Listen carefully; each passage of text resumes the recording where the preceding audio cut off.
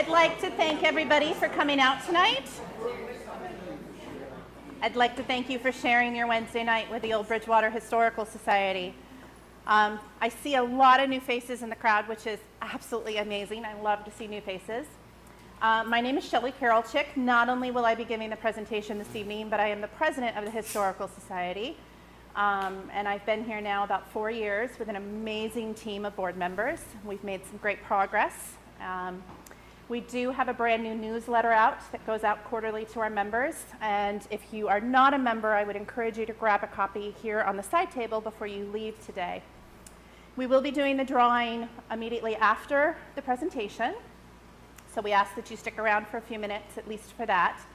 The board members, quite a few of the board members will also stay late tonight. We typically do to talk with people, anybody that has questions about the society or questions about the presentation. Feel free to hang out for a little while afterwards. We have some exciting stuff coming up. We're doing a Shakespeare in the Park presentation right over here at War Memorial Park around the corner on August 18th. We're putting on A Midsummer Night's Dream. It's a free event for the community. It's going to be one of those things kind of like the 4th of July where you bring your camping chairs and your picnic blankets and you spread out. There will be food available. And I think it's going to be a great afternoon just to sit back and get some Shakespeare in your blood. In September, we are doing the 99 Dining for a Cause again this year that we had such success with last year. We have coupons for that. If you're interested in coming, you have to bring a coupon and give it to your waitress, and they donate a portion of your meal proceeds back to the Historical Society. And then in October, we do have a presentation on DNA, and if you've ever had a DNA test done, now that you've had your test results, what do they mean and how to unravel them. And then in November, we're actually going to be doing a presentation at the Bridgewater Senior Center because we think we're going to need a bigger venue because our topic is going to be Tales of Witchcraft in New England outside of Salem. So the things that happened in New England that you typically don't hear about. And the lady that is giving that presentation is the author of 5 books, and she's been on the Travel Channel and the History Channel, and we think it's going to be quite a draw. So as you can tell, we have a busy, the rest of 2019 is going to be very busy for us, but we're kind of excited, some stuff that we haven't done before. But without much further ado, I'm sure you're all here to learn about our young ladies of World War I. So Jeannie, would you grab the light? I will ask anybody who has cell phones on if they'll silence them for me. Can everybody see? Okay. Do you want to turn on the alcove lights? I think they're the outer ones. So this is a topic that's I'm sure probably at least half of you in this room have never heard of. I got interested in it just by a freak, just by a coincidence a few months ago, and I thought it was so interesting that I thought that our local community would love to hear about it. How many of you here have heard of the Radium Girls before? More than I expected, actually, so good. So of course, the first question you have is, what is radium? And it is a highly radioactive element. It is on the periodic table. It's a silvery white in its pure form. It turns black when it's exposed to air. It usually is like a powdery substance. And it's found in the United States in carnonite. And the only place you can mine carnonite in the United States is in Colorado. It has been found in the Congo. It has been found in Canada. And a few other places around the world, but there's not very many mines that mine uranium or radium.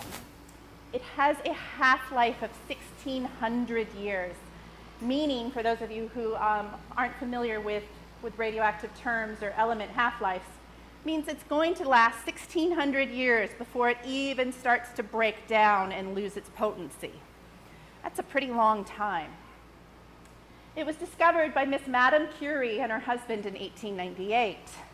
Madame Curie loved to go into her lab and watch the little radium, the granules in the vials glow a pretty blue. She called them her fairy lights.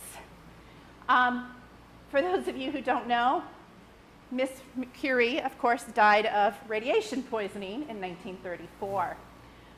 Her children would also die later of radiation poisoning. And in a 1903 newspaper, the Chicago Tribune, it was touted as the greatest find of history. Not of the decade, not of the year, not even of the century. The greatest find of history ever. It was thought to be pretty amazing stuff. And because it was thought to be pretty amazing, the reason behind that was because they did find evidence that it shrunk cancer cells. Anything that shrinks cancer in the body has to be good for you. That was the way of thinking in the 1920s. Because of that, we started using it as a cure-all. We used it for constipation, hay fever, gout, low libido, back pain, arthritis. You named it, radium was the cure. Pharmacists put it in their dressings, and they gave out radium pills for people to take. We opened clinics and hot springs, such as this one. And this one was in Clarendon, Oklahoma, Radium Wells Bath House. So you would go there and you would pay to soak in a bath of irradiated water. They claimed that radium would restore vitality and keep you younger looking. It would make you live longer. It was the wonder drug of the 1920s. It was called liquid sunshine. It was amazing. Everybody wanted a piece of the radium pie.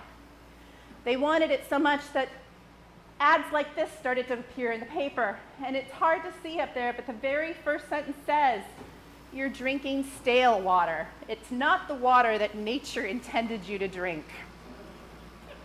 So what you would do is you would buy one of these jugs, which retailed for about $200 in the 1920s. Today, that would be about $4,000. And you would buy these jugs, and the instructions were printed on the side of the drugs. The instructions said, fill jar every night, use hydrant or any good water, drink freely when thirsty, and upon arising and retiring, an average of 6 or more glasses daily, and then scrub with a stiff brush and scald monthly. If it wasn't possible for you to be home next to your revigator, you could buy little bottles of radiated water to travel with. This was thought to be amazing stuff. If you were rich, if you were well-to-do, if you were upper class, you probably had one of these in your home. We loved radium so much, we put it in our playing cards so they'd glow in the dark. We put it in our cigarettes. We put it in our cleaners. We put it in our shoe polish. The Germans put it in their chocolate. We put it in suppositories. If that's not good enough, you could buy your Radior facial cream and beauty supplies.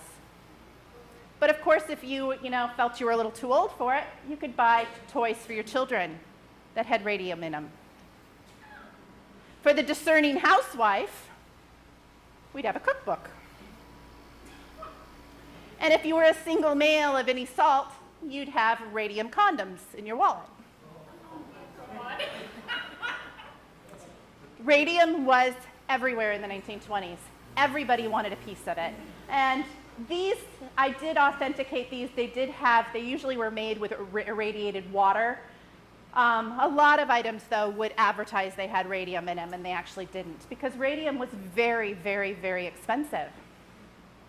A pea-sized amount, 1 gram, in 1917, went for about $120,000.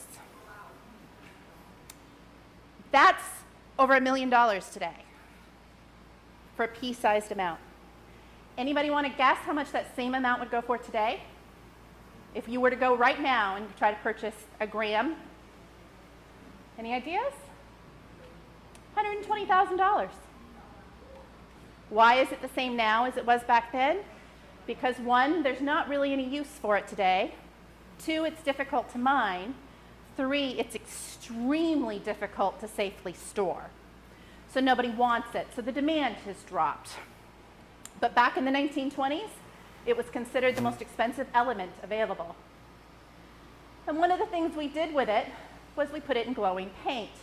In 1913, Dr. Sabin van Sakaki, who had studied with the Curies and was a medical doctor, invented the paint.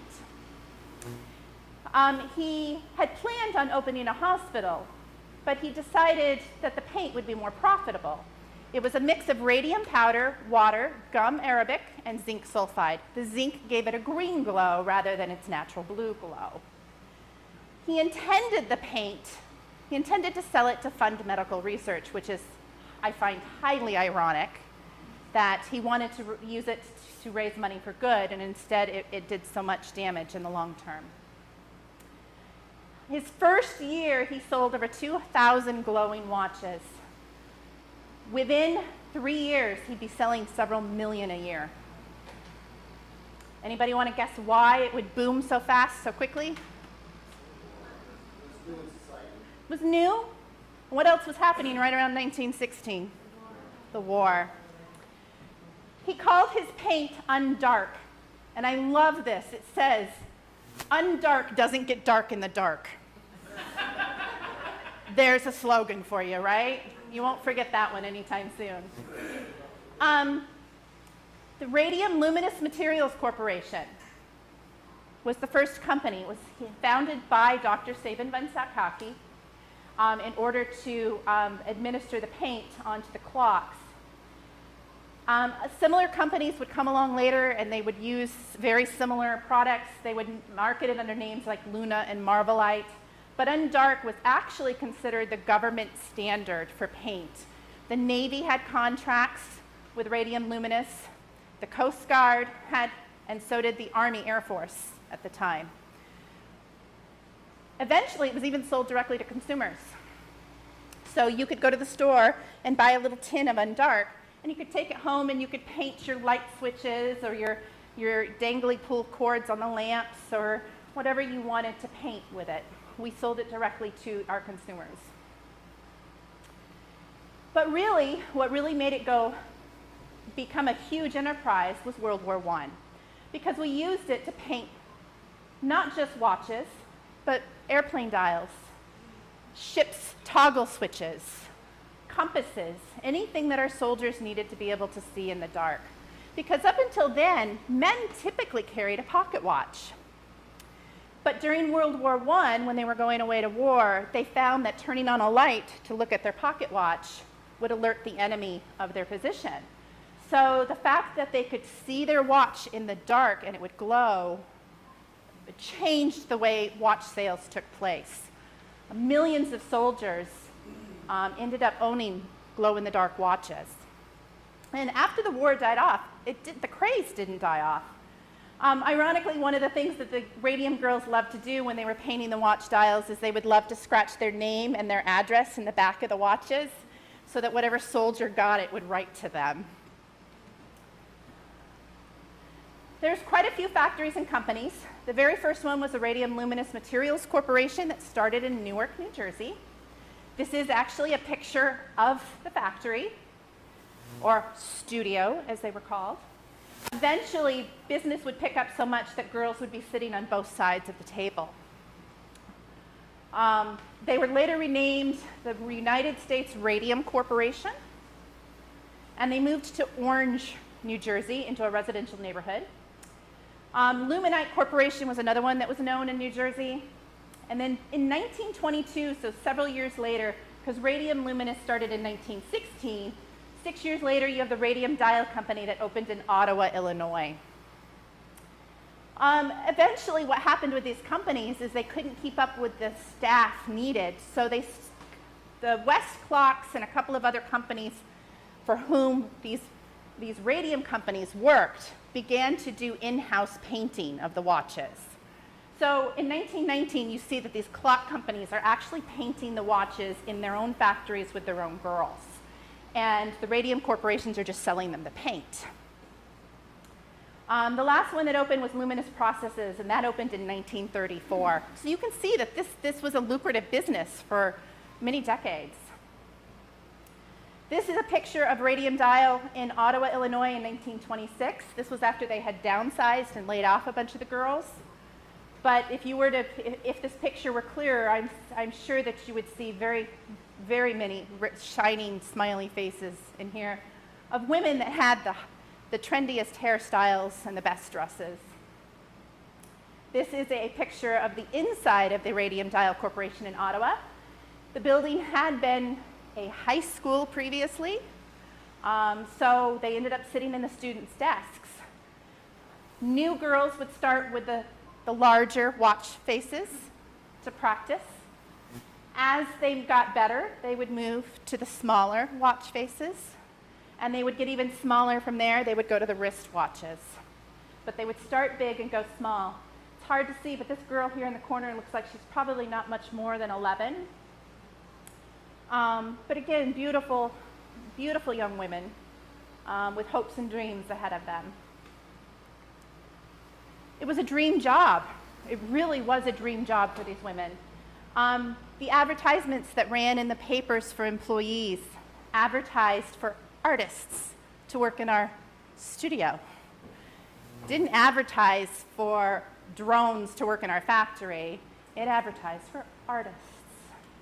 That alone right there was something that would, you know, play to your dreams of aspiring to be better, especially when most of these girls were second-generation immigrants or had come to America as children themselves. Most of them had nothing more than a grammar school education. Many of them were between the ages of 13 and 19. Some were as young as 11. I found evidence of some as old as 28. But 13 and 19 was your age group. They ranked in the top 5% of female wage earners for the time. They were making top dollar of all the occupations that were available to them in the United States. There were nurses quitting their jobs to become dial painters because they made more money. Most of these girls would make more money than their fathers were making. They made an average of 1.5 cents a dial. The more dials they did, the better their wages. So an average girl working at typical speed would bring home $20 a week, which roughly is about $400 today. A top earner would bring in almost $41,000, the equivalent of today's $41,000 a year. Not bad for an entry-level, unskilled position where you sit, there's no hard labor, and you get to giggle and talk with your girlfriends all day. That's not a bad wage for that. Just as long as your hands stay busy, you made good money. And they got to glow. Boy, did they glow. They were allowed to paint their fingernails. In fact, even encouraged sometimes to paint their earrings, paint their buttons, paint the buckles on their shoes. These girls would sometimes wear their best Sunday dresses to work so that when they went out that night, they would glow and shimmer from head to toe. They were known as the ghost girls because after dark, you could see them. They would glow as they walked through town because the dust of the paint would cover them from head to toe. And they'd get it on their hands and they'd rub it through their hair through the day. They'd get it, you know, on their face.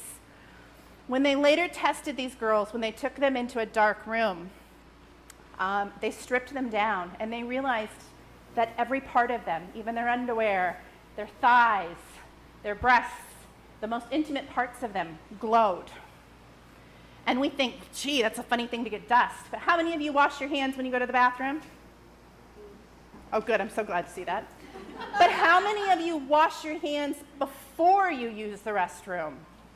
I see two. Most of us go in, we do our business, we take care of things, and then we wash our hands. So if you have dust on your hands, it's going to end up in very intimate locations. And it was definitely true of these women. Sometimes they were even allowed to take their extra paint home and paint their walls and paint their light switches and do what they wanted to. Of course, this was typically frowned upon because radium was the most expensive element available. But sometimes what the boss didn't know wouldn't hurt you. The girls were known, though, to go into a dark room sometimes, turn off all the lights. Well, let me paint your eyebrows. You paint my teeth. I'm going to paint a mustache on you. And they thought it was the highlight It was just the fun thing to do. They'd go and they'd paint each other up. They had no idea that they were using poison to do it. In fact, they were kept very much in the dark. They used camel hair brushes to do a routine that was known as lip dip paint. You dipped it in the paint, you spun the brush in your mouth to get a good point on it, and you painted your number. And you repeated it over and over and over. Some girls would only put it in their mouth once or twice a dial. Some girls would do it 3 or 4 times a number. They were given water vessels to rinse their brushes out. At the end of the day, though, you could see the sediment settle in the bottom of the glass.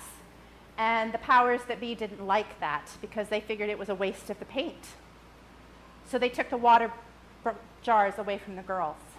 They tried giving them rags for a while to wipe them. Again, the powers that be weren't happy with the amount of waste taking place, so they kept going back to their lip dip paint, always spinning that brush full of paint in their mouth. They were told it would put roses in their cheeks. Even when they started to doubt it and question it, and they went to their bosses said, "Look at all these products with radium in them that are so good for you. Why would we give you something that would be bad for you? You're so lucky to be working here. Nothing's going to make you glow like radium does." They were right. One of the things the girls also did was time was money. You ate at your desk. I'm sure we've all had a job where we've eaten at our desk at one point or another. But their desks were covered in radium dust, which got all over their food, which they then ate. This happens to be Charlotte Purcell.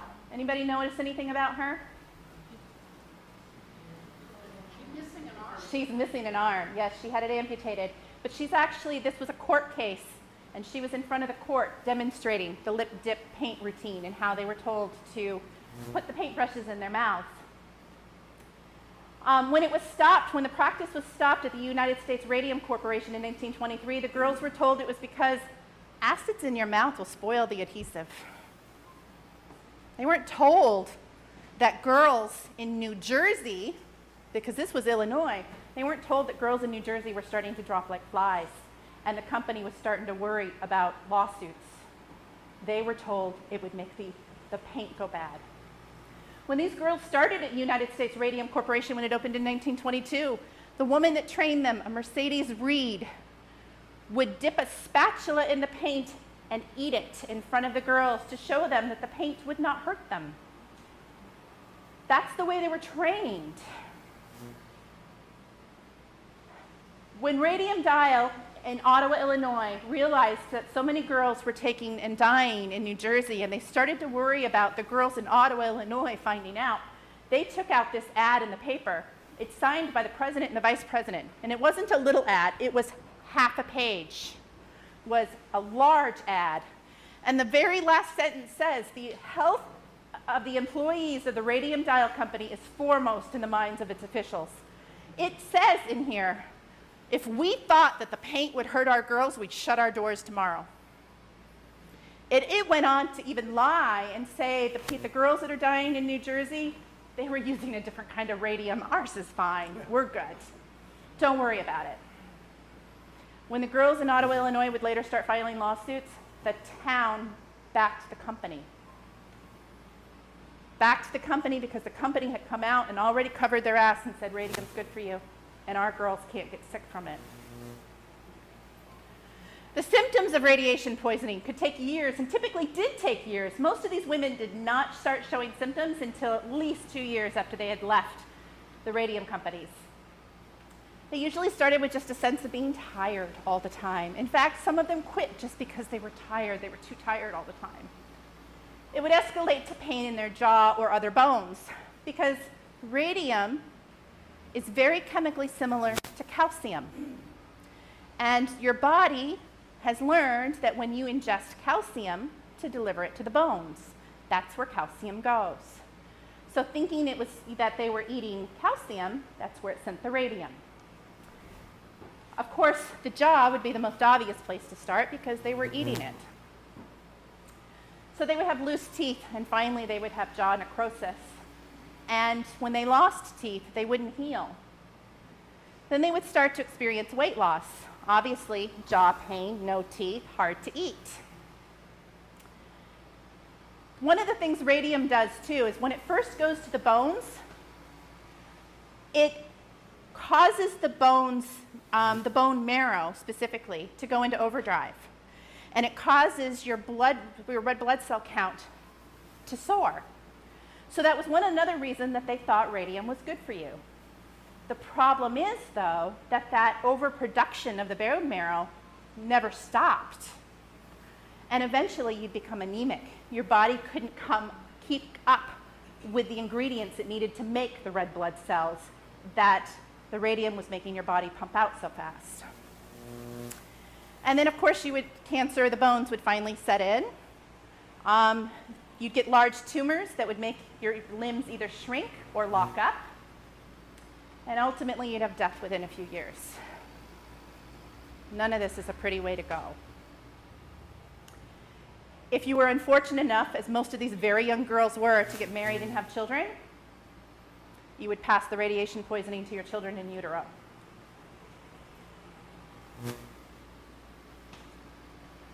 Amelia, or Molly, as she was known to her friends, Makia, was one of the radium girls that worked at the factory in Newark, New Jersey. I'm sorry, this is the best picture I could find of her. She was the child of an immigrant, like most of them were. She started working at the Radium Luminous Materials Corporation in 1917 when she was 19 years old. Her elder sister got her the job. That happened a lot. It was such a lucrative job. It was so well paying that if you were a good sister or cousin of any kind, then you'd get your sisters and cousins a job with you. She was one of the top producers. She really could put the dials out. In September 1921, she began having problems with her teeth. She had inflamed gums. She went in and had an extraction done. And a month later had to go back to the dentist. And what he found was that her gums were very inflamed and she had several more loose teeth. So he did more extractions. The sockets became ulcerated. She was embarrassed. She used to have a lovely smile, and now she was embarrassed by her bad breath. Then she started having aches in her feet and her hips and thought the two were completely unrelated. She went to the doctor for that, and he told her she had rheumatism and prescribed aspirin. Unfortunately, then her teeth started falling out on their own. The doctor tested her for syphilis. The test came back negative. There's a good chance Miss Molly, being an unmarried woman of the 1910s, was probably a virgin. If she wasn't, then she probably had not had very much experience. But what happened was the doctor began after a while to suspect phossy jaw. Phossy jaw is an erosion, rotting of the jaw if you've been exposed to phosphorus. And he recognized the symptoms and said, this is very, very similar to phosphorus poisoning. So what he did was he went to the company and started asking questions about the materials used in their paint. And he didn't get any help. They didn't want to talk to him. They told him it was trademarked. So he had her bring him a sample of paint, and he tested it for phosphorus. And of course, it came back negative. So she visited the dentist again. He found that her entire lower jaw, the roof of her mouth, and the bones in her ears were all abscessed. If any of you have ever had one tooth abscessed, you know how painful it is. And her entire mouth was one large abscess. She couldn't speak very well at that point, and she was having difficulty eating. And she ended up having to quit her job because she was having such difficulty.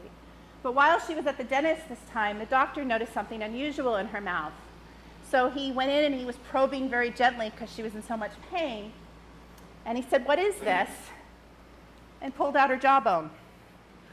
No anesthetic, no surgery. Right there in the dental chair, it came out of her mouth.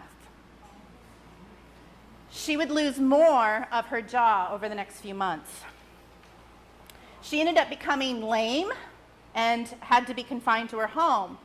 And the doctor lacking any better ideas, tested her for syphilis again. This time the test came back positive, probably a false positive.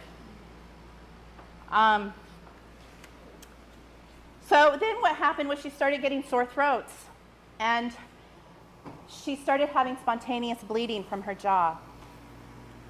Eventually, the infection ate through her jugular vein. The woman that couldn't eat drowned in her own blood. She was 24. She died in 1922. The cause of death on her death certificate? Syphilis. She was the first documented radium girl to die of radiation poisoning. Keep in mind, she started only in 1917. 5 years later, she was gone. And this happened more and more. This is Sarah Carlow. Sarah started with the Radium Luminous Materials Corporation at the age of 28, which was old for the time. But she was a single mother. She had been married, but her husband had abandoned her, and she had no idea where he was. So she was living with her parents.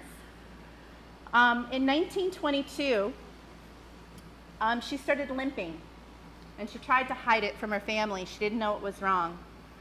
But she started feeling that she was tired all the time, and she attributed it to the fact that she was 33 by then. She figured she was 33, she was getting old. That explained why she was tired.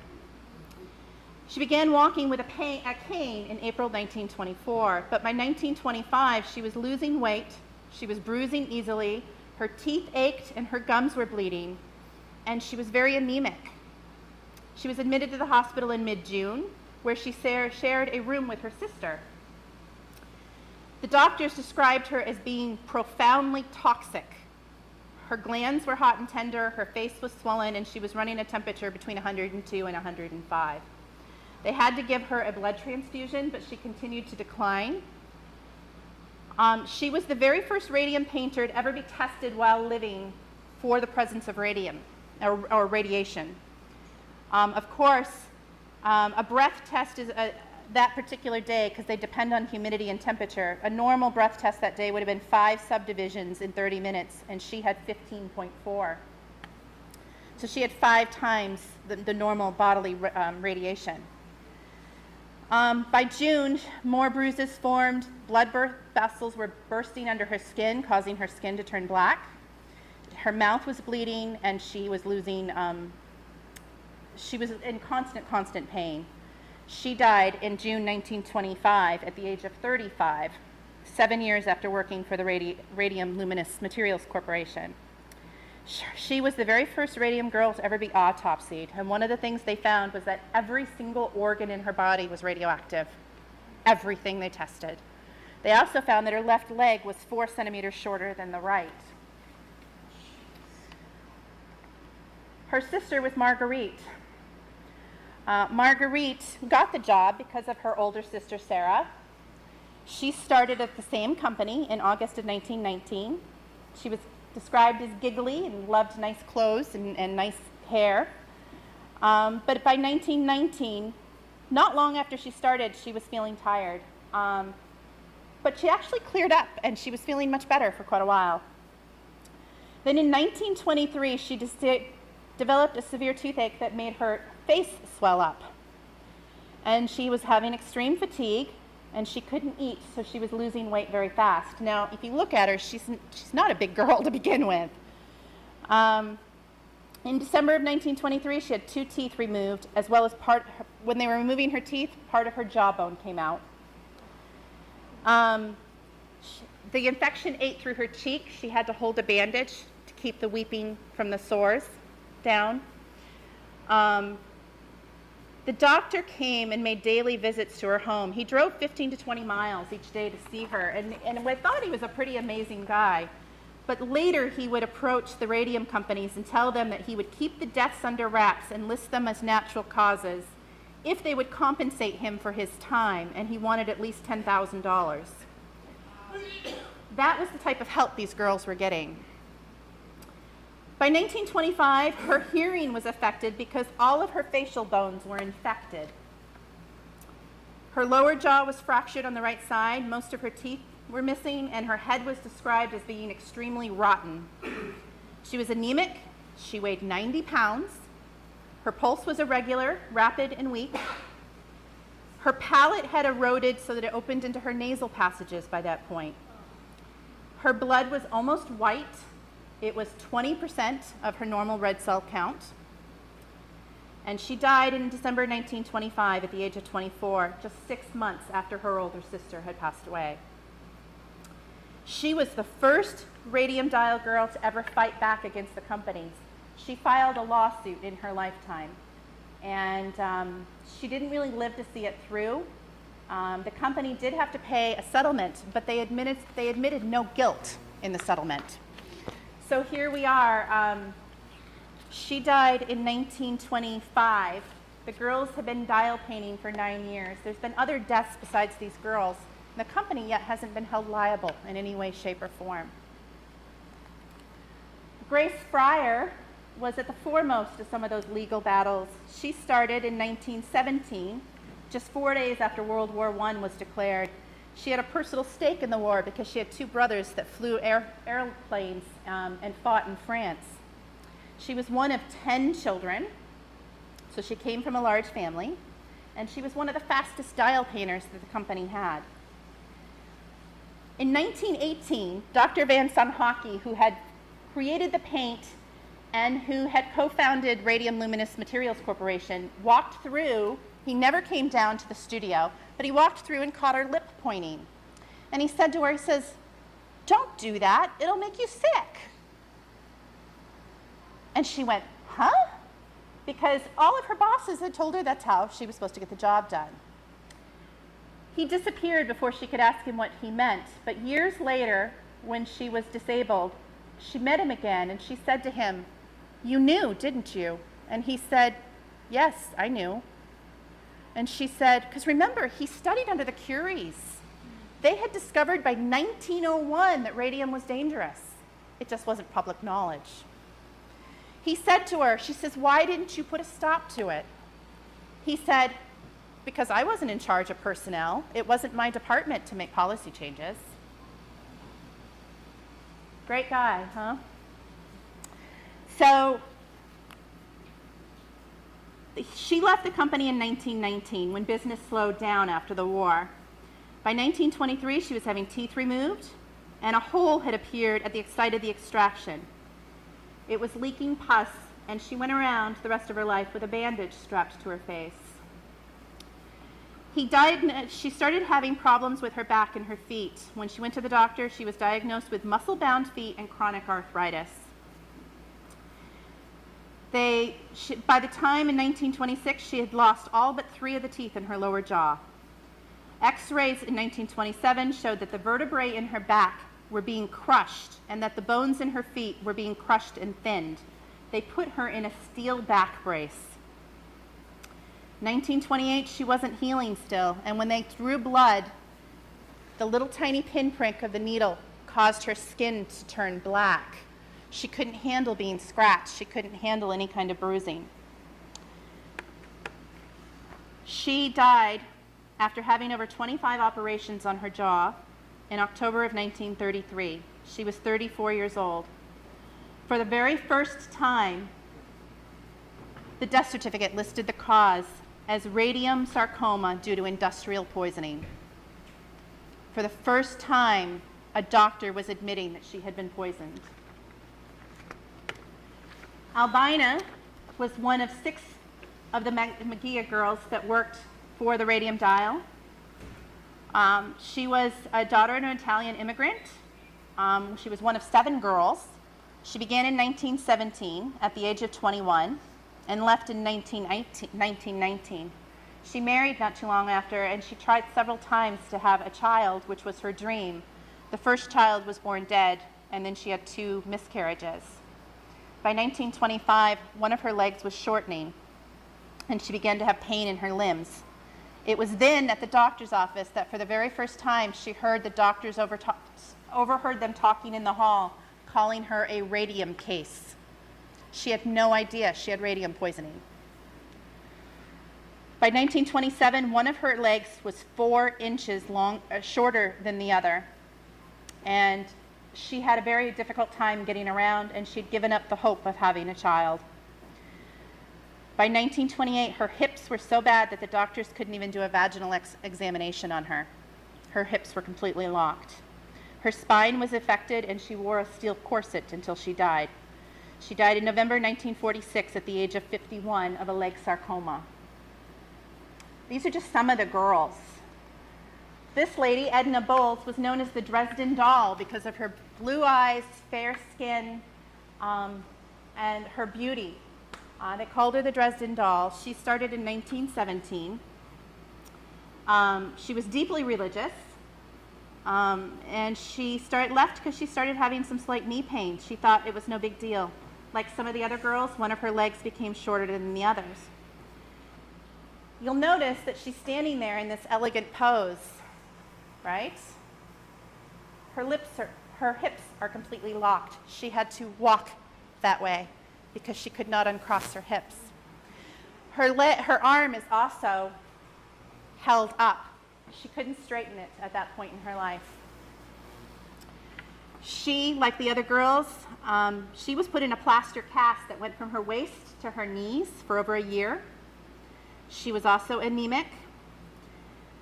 She became very frightened one night in November of 1927 because she got up in the middle of the night to use the restroom and caught a glimpse of herself in the full-length mirror and realized that she'd lost so much weight she could see her bones, and they were glowing. Years after she had left the factory, her bones were still glowing. She died of a sarcoma of the femur in 1939. Kathleen Donahue was an amazing woman. She worked at the Radium Dial Corporation in Ottawa, Illinois. She started when she was 19 in 1922. She began to feel pain in her left ankle, which spread to her hip. When she went to the doctors, what happened was when things started to break out that there were deaths occurring in New Jersey, the Illinois factories, because the girls weren't hearing about it. We didn't get cross-country news like we do. How many of you knew about Notre Dame within 30 minutes of the fire starting, right? Back then, you didn't hear about things that were happening in another state. The company she was working for started doing medical testing on the girls.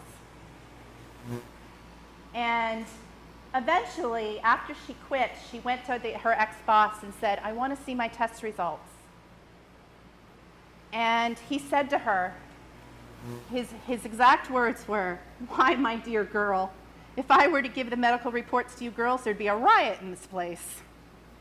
She didn't realize what he meant at the time. And then he went on to tell them that there was no such thing as radium poisoning. As she sat there unable to walk, and as she sat next to her was Charlotte Purcell with a missing arm, he looked at them and said, "There's nothing wrong with you girls." Before she quit, she started having fainting spells, and she was excluded when they were doing these medical testing. What she found was they were taking the same girls upstairs and testing them over and over. When she asked to see the company doctor, she was told no, repeatedly told no. The local physician told her that she had rheumatism. She ended up getting fired from the Radium Dial Company in August of 1931 because she was limping and they didn't like seeing it anymore. She got married soon after and had a son, but the local doctors in Ottawa were at absolute denial that anything could be wrong at the plant. She went to 3 doctors and every one of them told her there was definitely no way she could have radium poisoning. By April of 1934, she was devastated because she could no longer kneel at church to pray. And then she found she was pregnant again. Her 3rd child, at the age of 1, was only 10 pounds. Catherine's mouth began to disintegrate, and she became too ill to leave the house. In 1937, part of her jawbone broke through into her mouth, and she began to notice a lump on her hip. By February 1938, there was not a single ounce of fat on the woman's body. She was 71 pounds. She had considered she was having discharge and pus in her mouth, and in fact, if you saw the rest of this photograph, you would realize that what you see right here is not her dress. It's a handkerchief she's holding. She carried it with her everywhere. The tumor on her hip was about the size of a grapefruit at that point. She bruised easily, and she was so fragile, her bones broke so easy, her husband found it difficult to help her get around.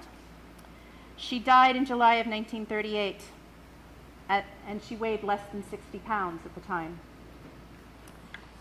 Kathleen Donahue fought back. She filed a lawsuit against the Radium Dial Corporation, and she won. For the first time in 1934, after almost 20 years of being in business, a radium company was told that they were guilty of murder for the very first time. It buoyed her spirits. She was doing so much better, and her health was improving until they filed an appeal.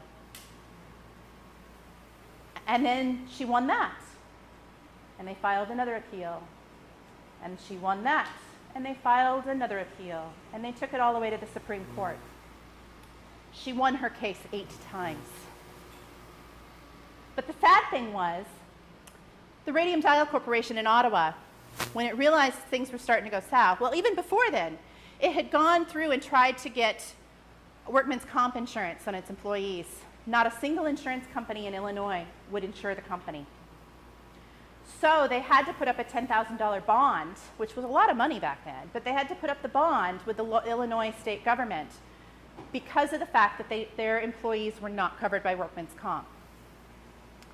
The Radium Dial Corporation one night shut its doors and disappeared. She won, but the only thing that she could win was a part of that $10,000 bond. And there were 8 girls that money was supposed to cover. Now, what was really crappy about it was that Radium Dial Company was found in New York by a reporter. They hadn't closed their doors permanently, they just left state. But it didn't matter because her court, since she was in an Illinois court, they couldn't reach across state lines to grab any of the company's assets. She died before getting her award, left her husband and 3 small children. But she paved the way. She paved the way for Margaret Peg Mooney. Margaret started in 1923 at the age of 17. She was one of 10 very poor immigrant children. Again, had a tooth pulled. Again, wasn't healing. She had been found to be radioactive when the company tested her in 1925. They never released those results to her. By 1929, most of her teeth had been extracted and were not healing. Her jaw was honeycombed, and she collapsed at work. They made arrangements for her to be admitted to the company's hospital. The company wouldn't let her family visit her, and she died at the age of 23 in 1929 after contracting pneumonia. The family, who had been in the waiting room, realized that the company men tried to come and bury her in the middle of the night. And one of the family men stood up and said, "She's a good Catholic, and she will get a good Catholic Mass and a good Catholic burial." And so the company said, "Fine, but we want to autopsy her." And the family said, "Fine, we'll let you autopsy her, but our family doctor has to be present at the autopsy." They said, "Fine, tomorrow at 11. They said, "Fine, we'll have our family doctor here." The family doctor arrived at 11 the following morning to find out that they had done the autopsy at 9 a.m. It was found out later when her body was exhumed that the company had cut out her jawbone and some of her other bones to hide the fact that she had died of radiation poisoning. The official report said that her bone marrow and her teeth were normal. When she was exhumed in 1978, which was about 50 years, almost 50 years after she died, she was still glowing. The inside of her coffin was still glowing. Charlotte Nevins is the last one I'll go over with you. She actually lived to be the ripe old age of 82. And the reason being, she's the lady I pointed to you earlier that had her arm amputated. And they actually believe that the reason she lived so long is because most of the radium had collected in her arm, and she had opted early to have it removed. But regardless, when she died, she had no teeth left, she had one leg shorter than the other, and she was very anemic. She was also very instrumental in the court cases that took place. But the court cases, oh, I forgot. This is one of the sarcomas. This is an actual photo of a radium girl. They never identified which one, but several of them died of sarcomas of the femur, such as this. These women had them in their shoulders. They had them in their backs. They had them on their pelvises. They had them in their feet. This is what radiation poisoning does to you. This is bone cancer. The other thing it does is it attacks the jaw and causes fluid buildup. These women did not die nicely at all. But here's the thing. Women now have been dropping dead for almost 10 years. It's local news for a little while, and then it dies down. Nobody seems to really care until Eben Byers. Eben Byers was a Pittsburgh Steel millionaire and playboy. He was injured in 1927, and his doctor prescribed Radithor water.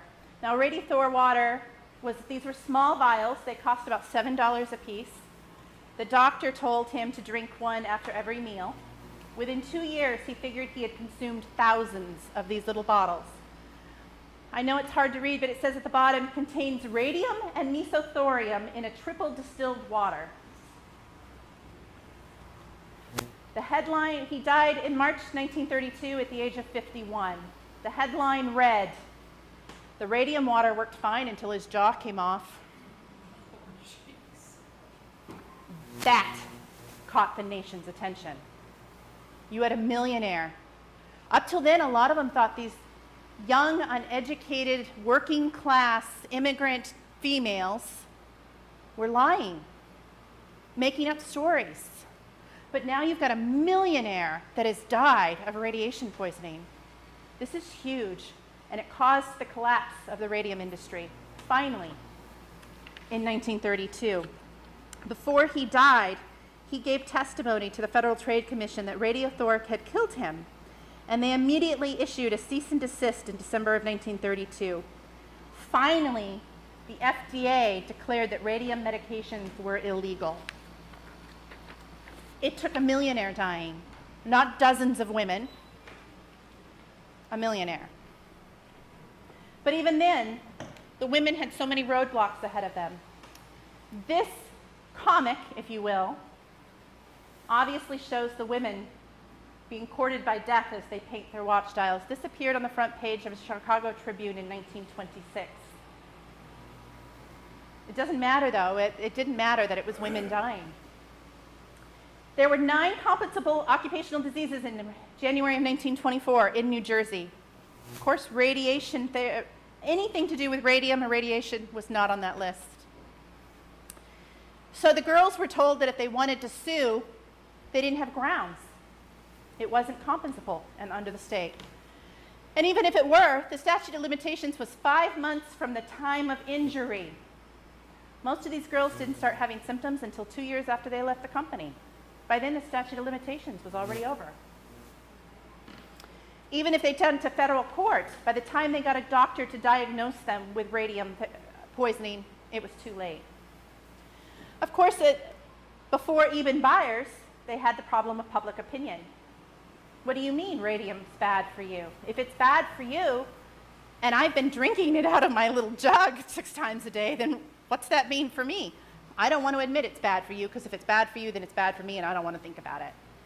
So public opinion was totally against these girls. And like I said, they even accused them of lying. And of course, early investigations into their poisoning were led by the occupational safety experts from colleges like Harvard, whose departments were funded by companies like Radium Dial. You didn't want to upset your client who would pull your funding for your college department. This was normal back then. Nowadays, we would think of it as a conflict of interest, but back then that was pretty common. Of course, a lot of lawyers, too, wanted money up front. And even if the girls who were absolutely drowning under medical bills by then, one of the women had a doctor at her house 92 times by the end of the year at $4 a pop, which today would be about $78. If you think of a doctor coming out that many times a year, the bills would be astronomical, especially because you can't work. But even if they could afford to pay the lawyer up front, none of them wanted to take on large companies. Eventually, they would come across Dr. Leonard Grossman. Leonard Grossman was a nice enough guy that he did almost all of the radium cases for free, pro bono. It's what he's known for. The girls banded together, though, and they created the Society of the Living Dead. This is the woman that was 60 pounds by the time she died.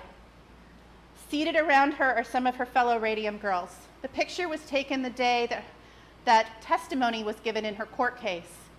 She was too ill to go to court, so they brought court to her. She had been previously carried into the courtroom.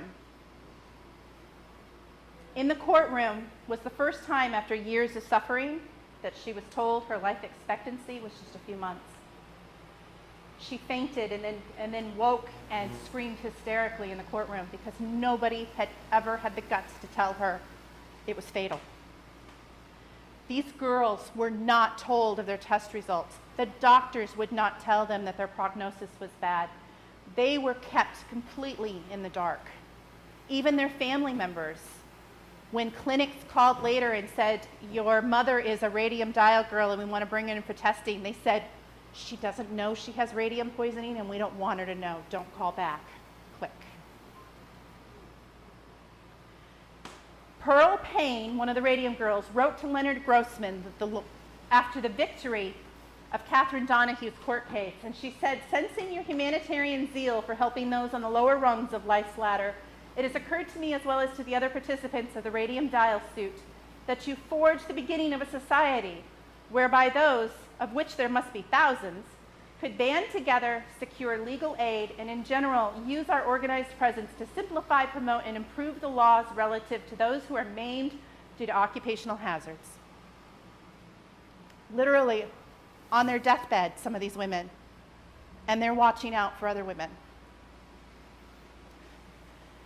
They first met in February of 1938, and the last of them would die in 1954.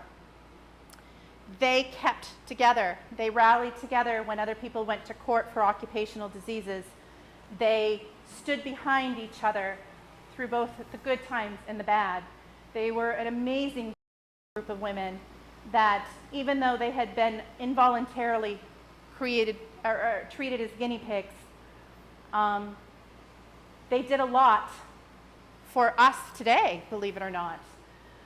Some of the sites are still undergoing hazardous waste cleanup, especially in Ottawa. As of 2015, I don't know as of right now, but as of 2015, it was considered a Superfund site. Over 200 acres in the town were radioactive to a depth of over 15 feet in some areas.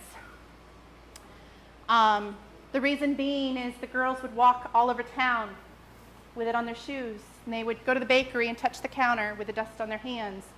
And the rags and brushes would be buried in town, and the leftover paint would be flushed down the toilet. So we're still dealing with the cleanup. But the Radium Girls saved thousands of lives during the Manhattan Project. The gentleman that ran the Manhattan Project walked through the lab one day and said he had visions of the Radium Girls and made sure that anybody that worked with plutonium in the Manhattan Project took every precaution possible. If it weren't for the Radium Girls, they would have had no idea how dangerous the substance they were working with was. In addition, we had the arms race and the Cold War, and we were testing A-bombs. One of the things that scientists were able to do was to use the data from these girls to determine what long-term effects of nuclear fallout would be. It was because of that that Kennedy signed a ban on nuclear arms. Another thing that they did for us was they implemented and affected the occupational hazard laws and comparable diseases, and they got the statutes of limitations changed. Any of you have filed a workman's comp claim at any point in your life, you might have been able to thank these women that those laws were there to cover you. And ultimately, they were one of the main reasons for the creation of OSHA, the Occupational Safety and Health Administration. One of the things that OSHA demands is that if you are ever medically tested on your job, you have the rights to your test results. It was because of these girls that that law was put into place. It also requires that if you are working with any kind of chemicals, that they present you with a data sheet on that that tells you whether or not those chemicals are dangerous and how to safely handle them. These girls were the reason those laws were created. So we don't think of something that happened over 100 years ago affecting us today, but every one of you in here has been touched by OSHA at one point, whether it was you working on a dangerous job or someone you loved. So their legacy to us has been long and enduring. But I ask that you remember these girls with their smiling faces and their hopes and their dreams. They died young, they died hard, but we won't forget them. So, thank you.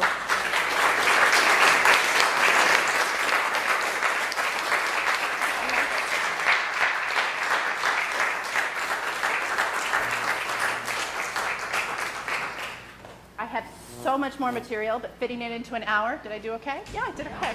Fitting it into an hour is very difficult. But, anybody have any questions? No? Yes? Radium Craze was also used in Europe too. It was. It was used worldwide. We were the only ones that used camel-haired brushes, and we were the only ones that put it in our mouths. In other countries, they were using sponges, they were using wooden sticks, and they were using glass pens. I brought with me a cloth made in Germany. Ah. It was used in the dark room. It has Radium Craze on it. Awesome! So if you shut the lights off, you can get it to the wall. Awesome. Jeannie, you got that?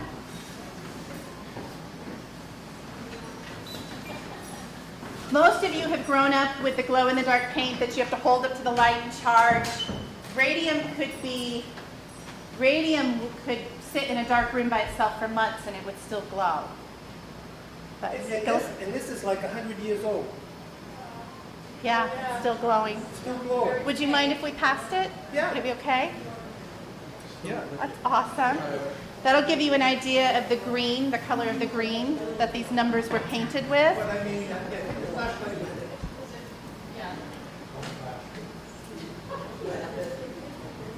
These watches, the luminous processes opened in 1934. They were exhausting their dust over the children's playground. They were flushing the paint. They had no warning labels. They told the girls as long as they didn't put the brushes in their mouth, they would not have anything to worry about. They gave them smocks to wear home and wash with the family laundry every week. Anybody want to venture out an idea of what year that was? 1978. These girls were still painting with the paint. 1978.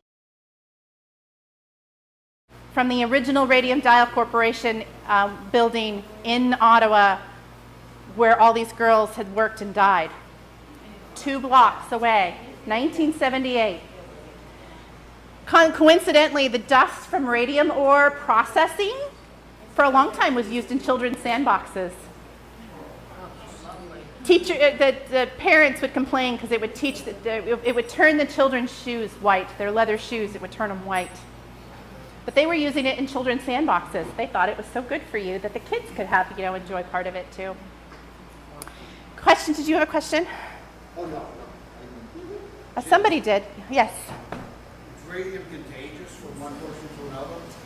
They're unrelated? Yes, actually, there were several cases of women that had come down with radium poisoning, been diagnosed with radium poisoning that had never been dial painters. One in particular stands out to me, and the reason that she had radium poisoning was she slept for years in the same bed with her sister, who was a radium girl. Women would give it to their husbands from sleeping next to bed. It would pass to their children. It was definitely, they became radioactive themselves. So yes, in a manner of speaking, it was. Now, there's 3 types of radiation: alpha, beta, and gamma. Alpha is the most dangerous, but it can't get through a sheet of paper.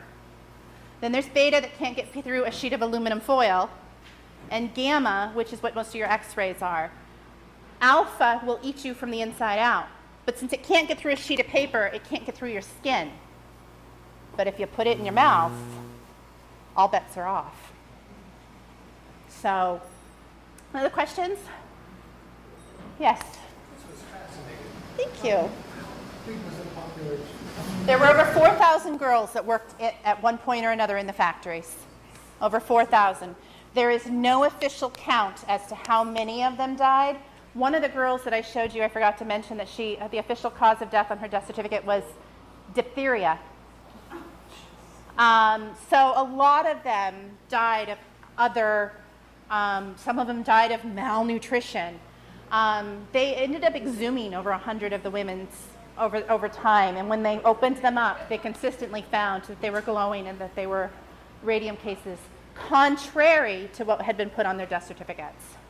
So there's no official count of how many of them died as a result of their exposure, but there were, I think, about 4,300 that worked in the factories at one point or another.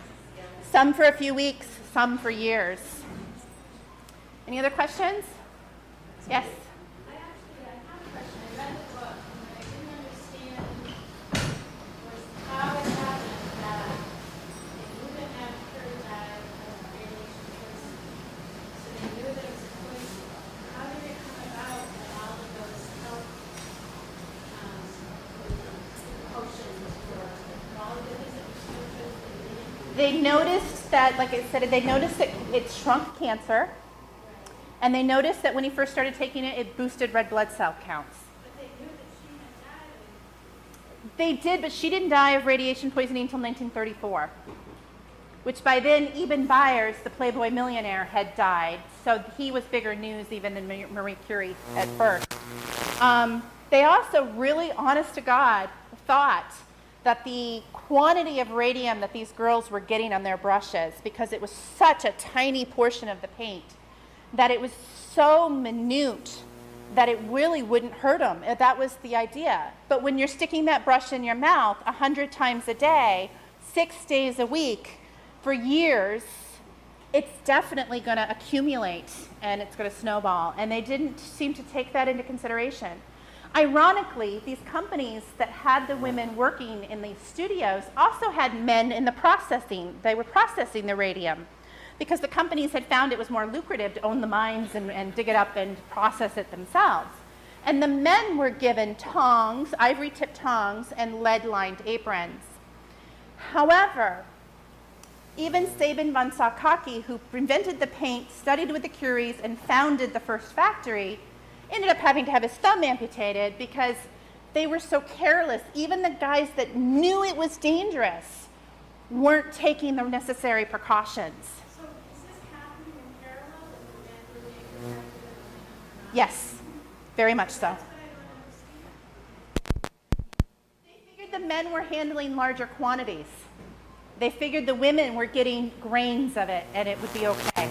That was honest to God their way of thinking. The men were handling vials full of it, but they were handling glass vials of it barehanded. And glass is no protection against radiation. But they honestly thought that they weren't giving the girls enough to do long-term damage. And that's what's, and let's face it, we're talking about immigrant, uneducated young women. They had just gotten the right to vote. The 19th Amendment had just been passed. So you're not talking about women that could make a change in the workforce. Even if they went out in the middle of the town and started raising a ruckus, they'd just get arrested and thrown in jail. Nobody'd listen to what they had to say. The men were a different story. So you definitely did see two separate sets of standards for men and women. There was a newspaper reporter, she said something about, and I have the quote, but forgive me for paraphrasing, but something to the effect of, she did a story on the Radium Girls, and she said something to the effect of, you can, cattle thieves are put in prison, protected species have game laws to protect them, but women folk, they're cheap. And that really, in some ways, was the thought of the times. So, and in some ways it hasn't. I think in some ways we've made some amazing strides, but I think we do have to stop once in a while and realize that we are where we are today because women like this fought so bravely. Even on their deathbeds, they were worried about changing the laws for the people that would come after they were gone. And to me, that is really where they earned their halos. For them to fight for something they weren't going to live to see really does make them amazing. So, any other questions? Well, thank you so much for being a great audience.